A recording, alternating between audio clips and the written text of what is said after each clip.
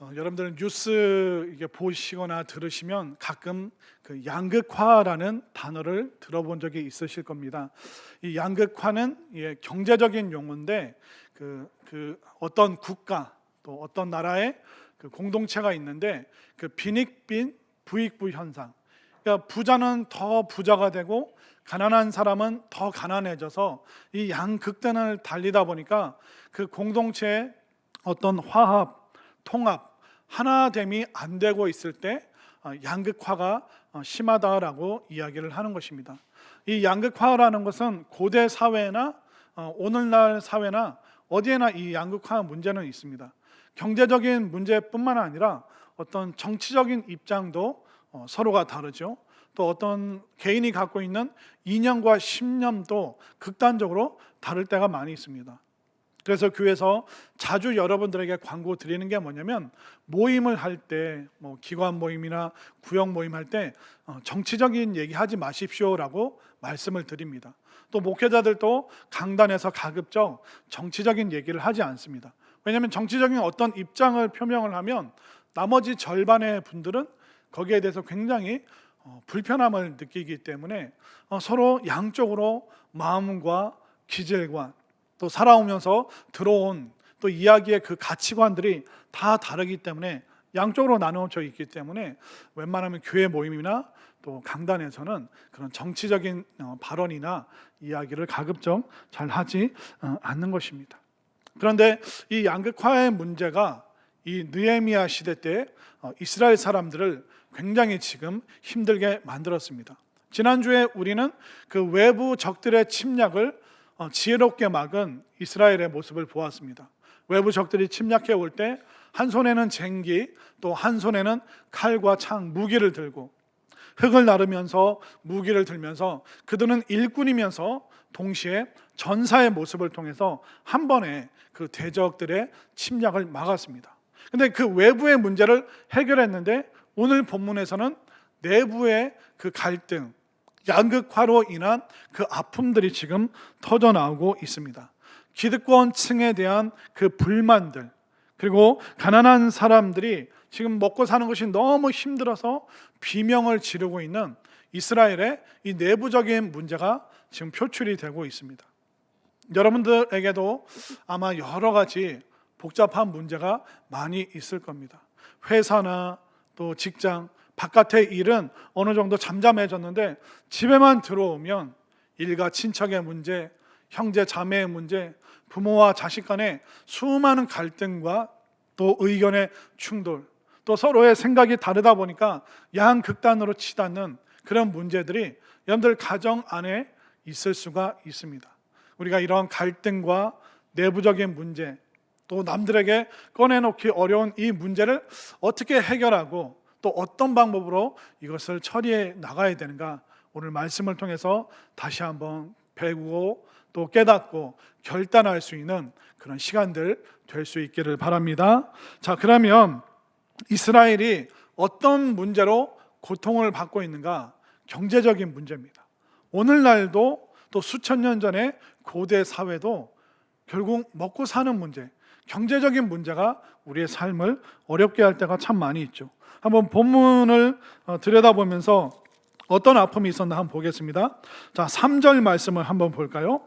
어떤 사람은 말하기를 우리가 밭과 포도원과 집이라도 저당 잡히고 이 흉년에 곡식을 얻자 하고. 이 예루살렘 지역에 지금 극심한 가뭄으로 흉년이 들어왔다는 것을 우리가 알 수가 있습니다.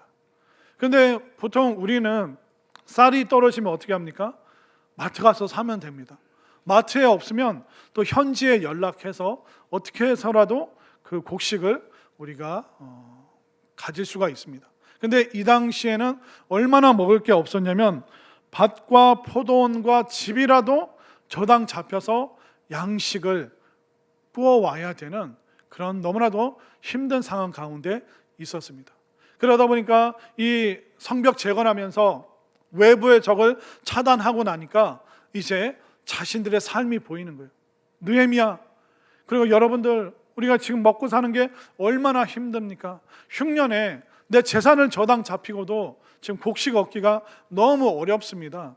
그러니까 일하다가 지금 이 아픔이, 이 어려운 문제가 터져 나오기 시작했습니다. 그러니까 그걸 듣던 다른 사람들이 뭐라고 반응합니까? 자, 4절 말씀을 함께 읽겠습니다. 시작. 어떤 사람은 말하기를 우리는 밭과 포도원으로 돈을 빚내서 왕에게 세금을 바쳤도다. 지금 양식이 없는 문제, 그것도 문제지만 나는 내일 세금이 없어서 페르시아 군인들이 와서 세금 내라고 그래서 윽박질러서 빚을 내서 세금을 내야 됐던 그런 일도 있었습니다. 이렇게 하소연하고 있습니다.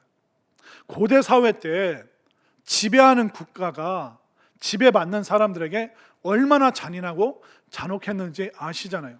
세금 안 냈다가는 큰일 나는 겁니다. 그러니까 세금, 양식도 없는데 세금 낼 돈이 어디 있습니까? 그러니까 또 저당 잡혀서 빚을 내야 되는 그런 어려운 상황 가운데 있습니다. 우리는 세금 못 내면 유예해 주거나 좀 깎아 주거나 양하게가 됩니다.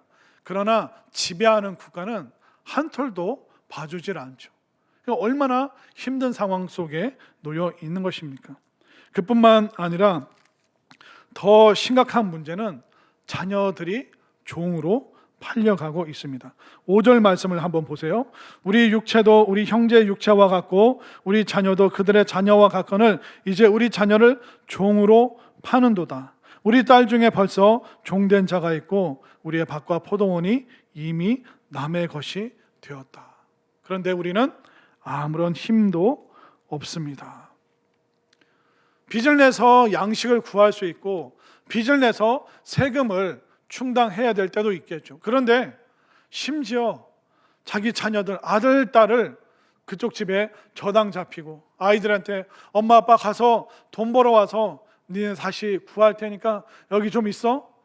근데 돈 벌어서 왔더니 이미 돈을 꾸어준 그 사람들이 아들, 딸을 노예로 다른 나라로 팔아버리고 말았습니다.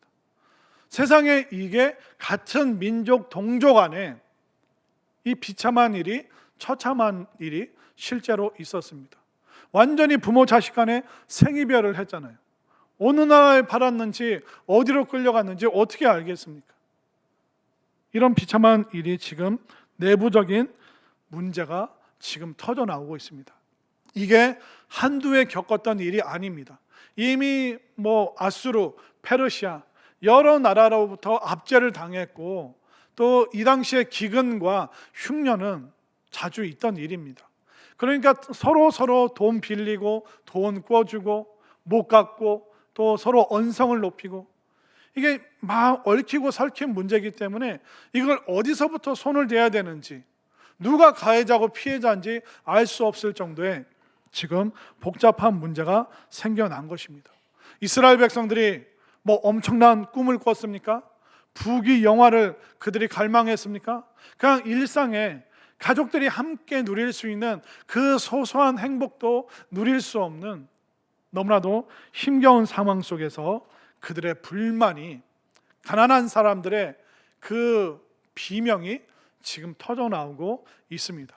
외부의 적을 해결했는데 내부의 경제적인 문제가, 골맞던 문제가 터져 나오고 있죠.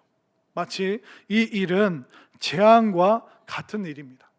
그런데 이 터져 나온 그 내부적인 문제가 재앙으로만 끝나지 않을 수도 있습니다.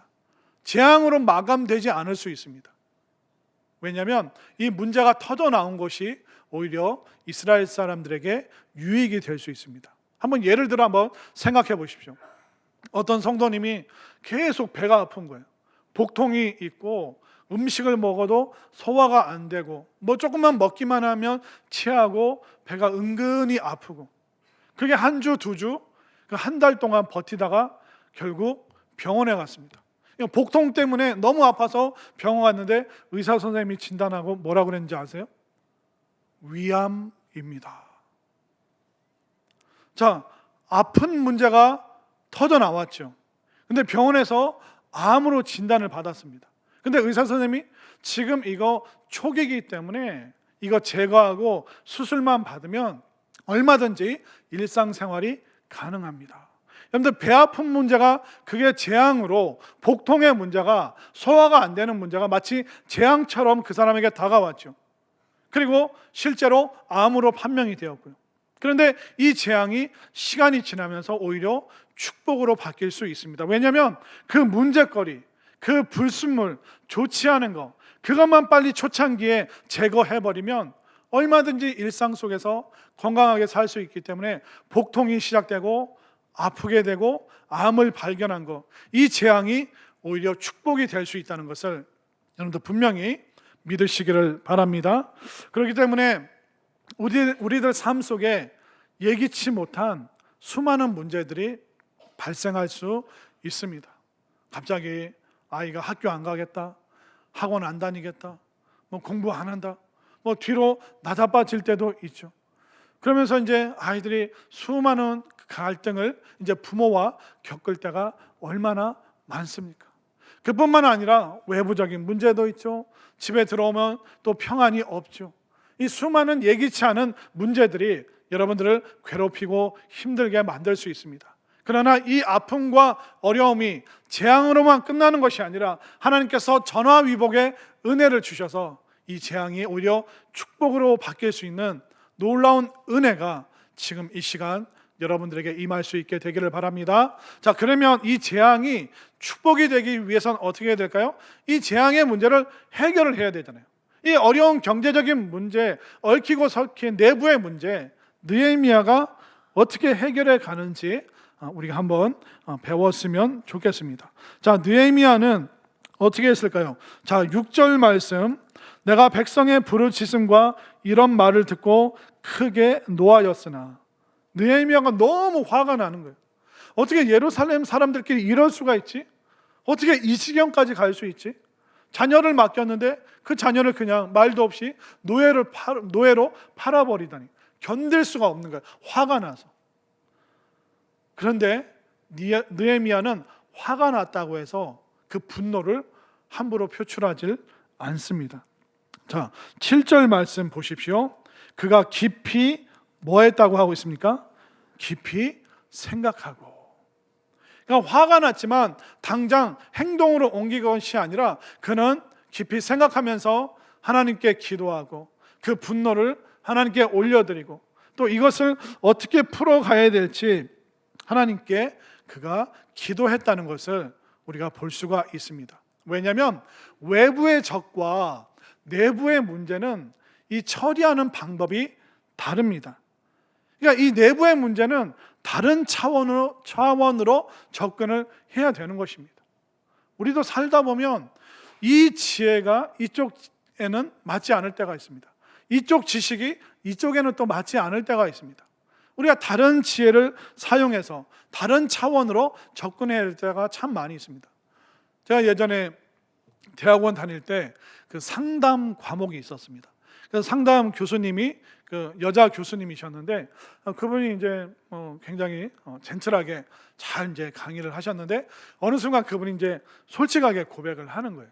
본인이 이제 상담을 하면서 상담 받으러 온 사람과 아픔이 있는 사람과 이렇게 대화를 하십시오. 아, 그러셨군요. 공감하면서 눈을 맞추고 끄덕끄덕 어떤 제스처를 해주고 다 본인이 가르칠 때는 너무 잘한다는 거예요. 근데 이 상담 교수인 본인이 집에 가서 엄마 노릇을 할 때는 상담가의 모습은 순식간에 사라진다는 거예요. 그러니까 저희들한테는 자녀들이나 사람을 만나면 그랬구나 공감해주고 그렇게 하라고 하는데 본인은 정작 집에 가서 5살짜리 아들이 말을 안 들으면 어떻게 할까요? 이놈 새끼. 그냥 일상의 엄마들이랑 똑같이 자기도 반응을 한다는 겁니다. 그렇기 때문에 학교에서 교수로 활동할 때 그 지혜의 차원과 집에서 가정에 가서 엄마로서 활동할 때 이 차원은 전혀 다른 지혜가 필요하다고 그분이 얘기를 하시더라고요. 마찬가지입니다. 느헤미야도 이 외부의 적의 문제 단호합니다. 자, 칼을 들고 쟁기를 들고 그리고 우리가 보초를 세워서 밤낮으로 24시간 경계를 해야 됩니다. 순식간에 그 문제를 해결을 해요. 그런데 이 내부의 문제는 화가 나는데 너무 어이가 없는데 당장 이건 감정적으로 접근해야 될 것이 아니라는 것을 이 느헤미야가 깨닫고 있습니다. 그래서 분노했지만 본인의 감정대로 이 일을 해결하지 않기로 결심을 합니다. 그렇기 때문에 여러분들도 손이 올라가고 막 험한 말이 나오고 싶을 때, 그때 우리가 기도하고 깊이 고민하면서 움직여도 늦지 않다는 것을 분명히 믿으시기를 바랍니다. 그래서 이렇게 화가 난 느헤미야가 기도합니다. 생각합니다. 그 하나님께 지혜를 구합니다. 그러면서 그 다음에 어떻게 이 문제를 풀어가는지 한번 보시길 바랍니다. 자, 7절 말씀을 우리 함께 읽겠습니다. 시작. 깊이 생각하고 귀족들과 민장들을 꾸짖어 그들에게 이르기를 너희가 각기 형제에게 높은 이자를 취하는도다 하고 대회를 열고 그들을 쳐서. 자, 이게 설명이 좀 필요합니다. 먼저 깊이 기도하고 생각한 후에 귀족들과 민장들을 기도하고 그들을 꾸짖었다 말하고 있습니다. 기도하지 않으면 내 감정이 분노가 앞서는 거예요. 그러나 기도하고 꾸짖기 때문에 하나님의 심정, 하나님의 마음, 하나님의 말씀으로 그들에게 내가 접근하였다 말하고 있습니다. 여러분들도 기도하면서 하나님의 심정으로 여러분들의 가정과 또 일가 친척, 또 여러분들 주변에 있는 사람들을 바라봐 주시기를 바랍니다. 그러면서 너희 각기 형제에게 높은 이자를 취하는도다.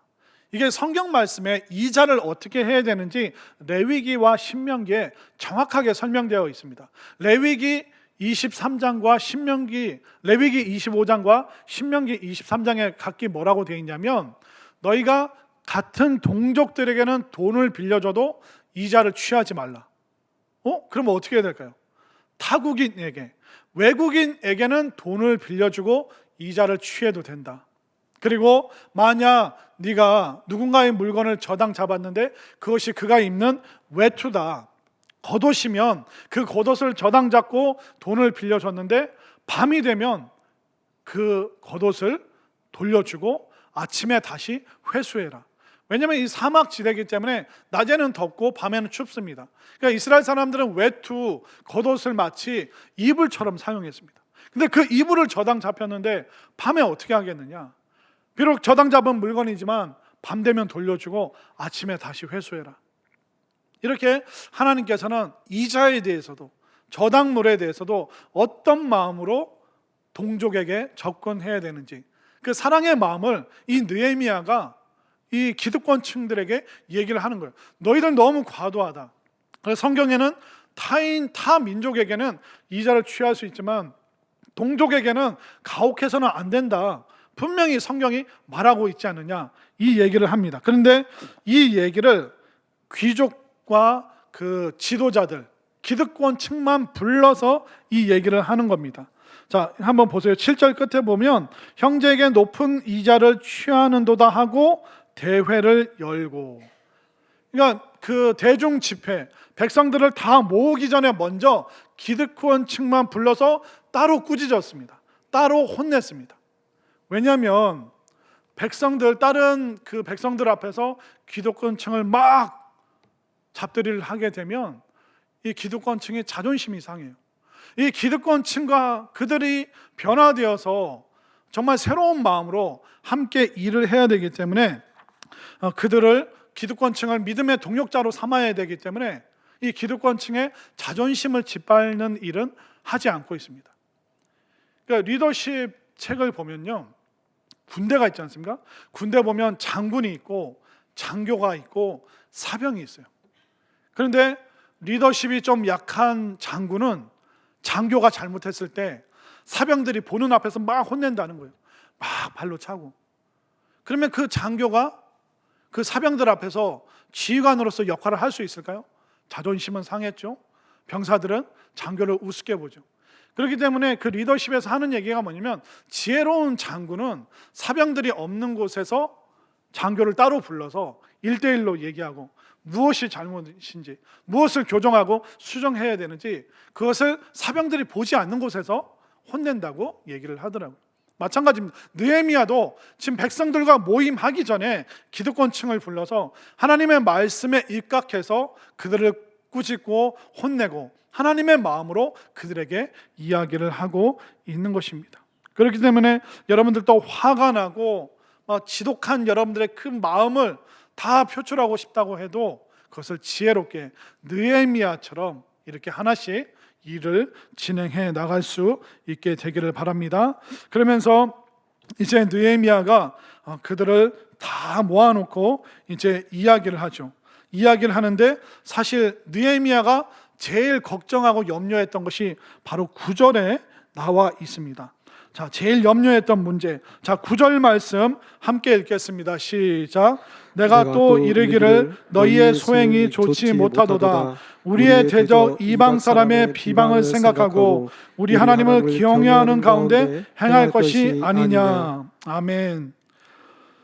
그러니까 느헤미야가 제일 걱정했던 게 뭐냐면 우리가 외부의 적을 막았는데 우리 내부적으로 가혹하게 사람들을 다루고 자녀들을 노예로 팔아버리고 이런 일이 외부 사람들이 보면 외부 사람들의 그 비방을 정당화시켜주는 꼴밖에는 안 되는 것이다.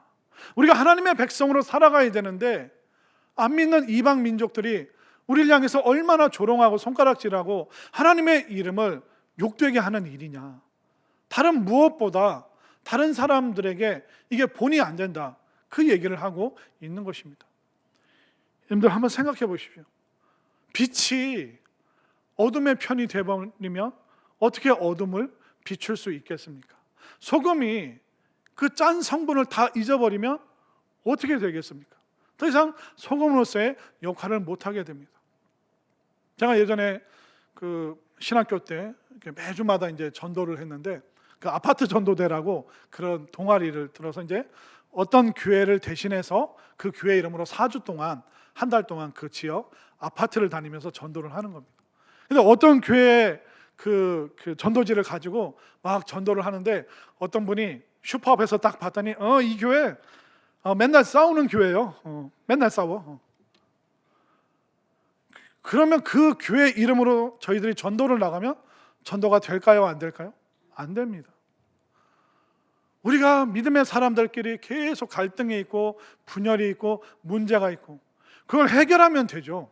근데 싸우고 끝내버리면 이것은 안 믿는 친척들이 안 믿는 가족들이 오히려 어이없어 하는 일이 생길 수가 있는 것입니다. 그렇기 때문에 우리들도 정말 믿지 않는 사람들 보기에 본이 될 수 있도록 우리가 갈등과 어려움을 은혜 안에서 또 말씀 안에서 기도하고 깊이 생각하면서 지혜롭게 그 맞는 그 차원으로 여러분들이 해결해 나갈 수 있게 되기를 바랍니다. 자, 그리고 또 느헤미야는 어떻게 해결해 갑니까? 그는 심판보다 회복에 대해 더 집중을 하고 있습니다. 이 혼내는 걸로 문제가 끝나는 것이 아니라 회복을 시켜야 됩니다. 그래서 문제를 풀어나가는데 부드럽게 풀어나가죠. 자, 9절 맨 끝에 보면 우리 하나님을 경외하는 가운데 행할 것이 아니냐. 우리가 믿음의 사람들인데 이게 믿음으로 우리가 해결해야 되지 않겠습니까? 그렇게 말을 하고 있죠. 또 10절을 볼까요? 10절 다 함께 시작.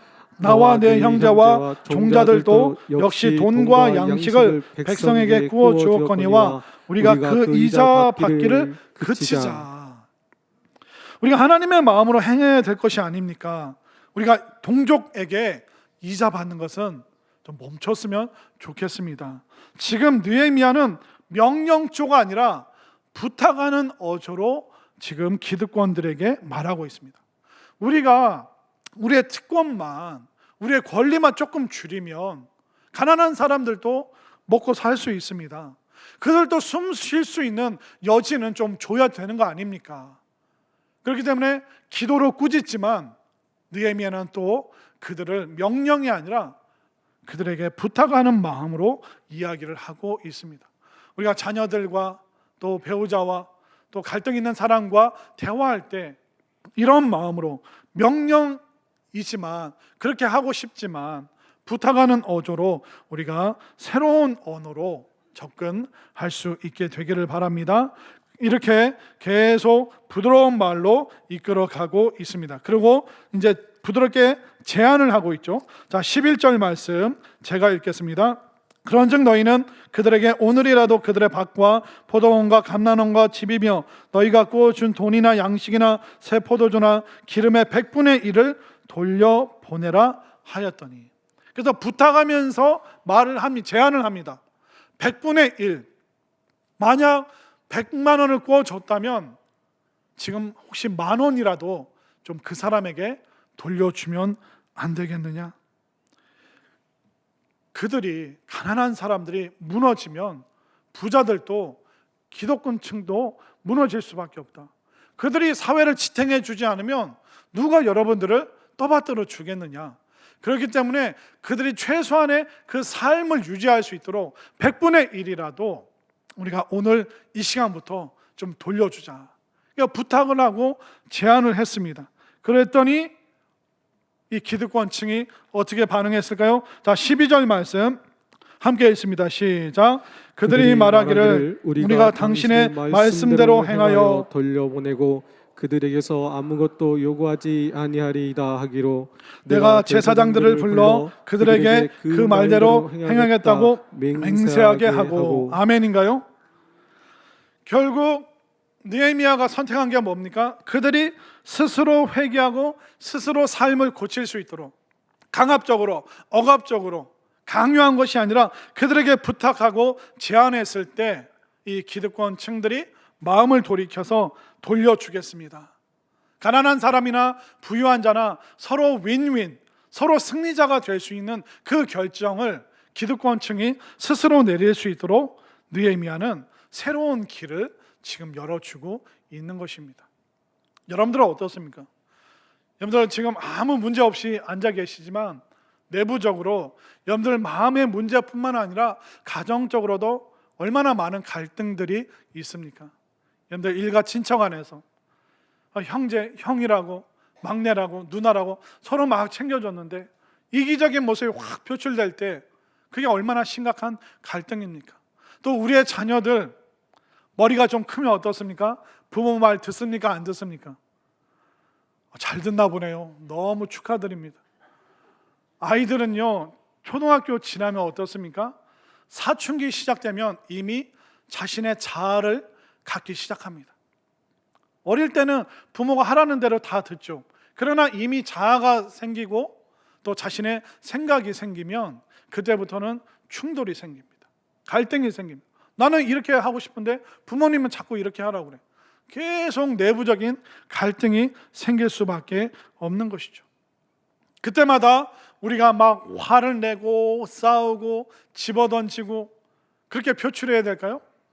우리가 느헤미야처럼 기도하고 생각하고 분노가 있어도 기도하면서 꾸짖고 또 제안하고 명령이 아니라 부탁할 수 있는 이 방법, 그래서 스스로 그 문제를 해결하도록 기득권층을 인도했습니다. 어떻게 이게 가능할까요? 우리는 잘 안 되잖아요. 감정만 앞서잖아요.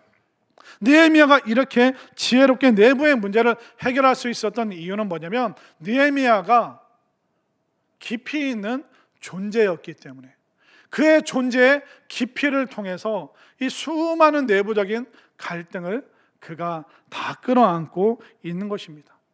느헤미야가 얼마나 그의 존재, 그의 내면 세계가 얼마나 깊었는지 이제 14절부터 19절까지 나옵니다. 자, 우리가 읽지는 않았는데요, 한번 보십시오. 14절 말씀. 또한 유다 땅 총독으로 세움을 받은 때 곧 아닥사스다 왕 제 20년부터 제 32년까지 10여 년 동안은 나와 내 형제들이 총독의 녹을 먹지 아니하였느니라. 그가 페르시아 왕궁에서 고위 관료로 있을 때 그가 녹을 먹지 않아요. 이 녹은 뇌물이라는 뜻입니다. 다른 사람들이 뇌물 주는 거 나 그거 거절했다. 여러분들 고대 사회에서 힘 있는 사람이 뭐 좀 가져와, 이거 얼마나 흔한 일이었습니까? 그 당시에 관행으로 통용되던 그 일조차도 그는 거절했습니다. 그의 내면세가 믿음이 너무나도 깊기 때문에. 자, 15절 말씀 보십시오. 함께 읽겠습니다. 시작. 나보다 먼저 있었던 총독들은 백성에게서 양식과 포도주와 또 은 40세겔을 그들에게서 빼앗았고 또한 그들의 종자들도 백성을 압제하였으나 나는 하나님을 경외함으로 이같이 행하지 아니하고. 자, 보십시오. 이 페르시아 왕의 힘을 등에 업고 이 예루살렘에 왔던 총독들은 다 착취했다는 거예요. 그 총독의 부하들도 사람들의 그것을 막 압제하고 빼앗았다고 말합니다. 이 관행, 그러니까 고대 사회나 오늘날이나 이 관행이 얼마나 무서운 문제입니까? 여러분들 요즘에 그 새로 지어지는 아파트 건설 속에 많은 문제 있는 거 아세요? 여러분들 성경 보실 때 뉴스도 좀 보세요. 맨날 성경만 보시고 뉴스도 봐야지 세상 돌아가는 거 아시죠? 여러분들 뉴스를 보십시오. 지금 우리 법이 얼마나 엄격합니까? 그 건설에 대해서 수많은 법이 있는데 그런데도 관행이, 인간의 죄성이 모든 법을 다 뛰어넘어서 얼마나 위태롭게 위험하게 사람들을 만들고 있습니까? 그러니까 느헤미야 때나 오늘날이나 똑같은 문제로 우리가 힘들어 한다는 거예요. 인간의 본성은요, 물질 문명이 발달한다고 인간의 본성과 윤리가 나아지는 것이 결코 아닙니다. 수천 년 전 고대 사회나 지금이나 동일한 문제, 잘못된 관행으로 인해서 너무나도 많은 사람들이 고통을 받고 있는 이 문제. 그런데 느헤미야의 존재는 어떻습니까? 그 착취 금지, 내 부하들도 나 따라온 사람들도 빼앗는 거 금지. 이 존재의 깊이가 얼마나 그에게 깊습니까? 자, 16절 말씀. 도리어 이 성벽 공사에 힘을 다하며 땅을 사지 아니하였고, 그러니까 다른 데 돈 쓸 여력이 없다. 지금은 성벽 공사 이거, 그리고 나서 예루살렘 주변 이방인들에게 빼앗겼던 땅은 그 다음. 그러니까 우선순위가 뭔지 알고 있죠. 또 16절 끝에 내 모든 종자들도 모여서 일을 하였으며, 한 사람도 예외 없이 뒤로 나 페르시아에서 왔어 그렇게 말하는 것이 아니라 함께 힘을 합쳐서 부하 직원들도 같은 생각을 공유하도록 하는 이 존재의 깊이감을 그가 드러내고 있습니다. 그리고 18절 맨 끝에 보십시오. 내가 총독의 녹을 요구하지 아니하였음은, 그러니까 총독이 받을 수 있는 그 뇌물 받지 않았다는 거예요. 그것이 바로 그의 내면 세계입니다. 그럼 마지막 19절 말씀 우리 함께 읽습니다. 시작. 내 하나님이여 내가 이 백성을 위하여 행한 모든 일을 기억하사 내게 은혜를 베푸시옵소서. 아멘인가요? 아멘.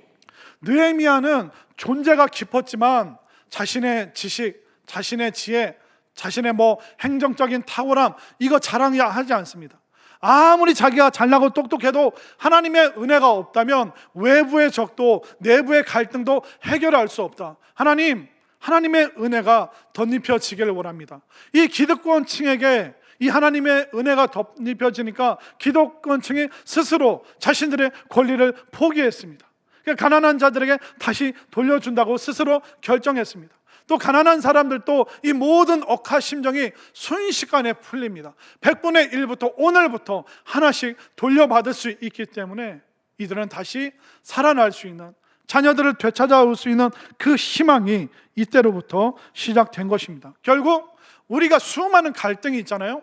이걸 해결할 수 있는 방법은 내 감정, 내 분노, 육신의 힘이 아니라 바로 내 존재의 깊이. 존재가 얕으면 작은 문제도 막 흙탕물이 튀는 거예요. 근데 깊은 바다를 보십시오. 뭘 집어 던지든 다 그대로 바다는 다 묵묵히 받아 안잖아요. 느헤미야도 마찬가지입니다. 그 존재의 깊이감을 더해갈수록 저는 여러분들이, 부모된 여러분들이, 어른된 여러분들이, 부모님보다 먼저 믿은 여러분들이 그 존재의 깊이를 더욱더 깊게 만들어 가시기를 바랍니다. 이 존재의 깊이를 통해서 느헤미야는요, 하는 일을 계속합니다. 우리는 문제가 생기면 일상을 멈춰버립니다. 고민과 고통이 있으면 집에 안 가, 회사 안 가, 학교 안 가, 다 멈춰버려요. 그러나 이런 내부적인 문제가 있어도 존재의 깊이가 있는 느헤미야는 본인들이 해야 될 성벽 재건하는 일 멈추지 않습니다.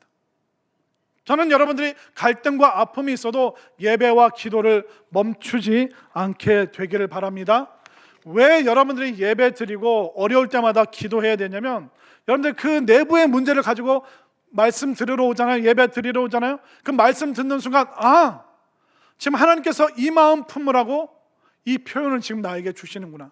그럼 그 말씀 한 자락 붙잡고 우리가 일어날 수 있는 것이죠. 또 여러분들이 힘들고 어려울수록 기도의 자리를 잘 지키면 하나님께서 새로운 힘을 주시고 정말 견디고 버틸 수 있는 힘을 기도 시간에 주신다는 것을 믿으시길 바랍니다. 결국 우리가 하던 일들을 계속 해야 되는 거예요. 힘들다고 하던 일을 멈추게 되면 여러분들 좌절하고 절망할 수밖에 없습니다. 그러나 여러분들이 그 예배와 기도, 여러분들의 존재를 더욱더 깊게 만들어주는 이 일을 부단히 중단 없이 함으로 말미암아 느헤미야와 같은 지혜를 얻고 느헤미야와 같은 그 성품과 그 마음으로 정말 모든 사람을 승리케 할 수 있는 여러분들의 삶이 될 수 있기를, 하나님께 영광 올려드리는 승리의 사람이 될 수 있기를 간절히 소망합니다.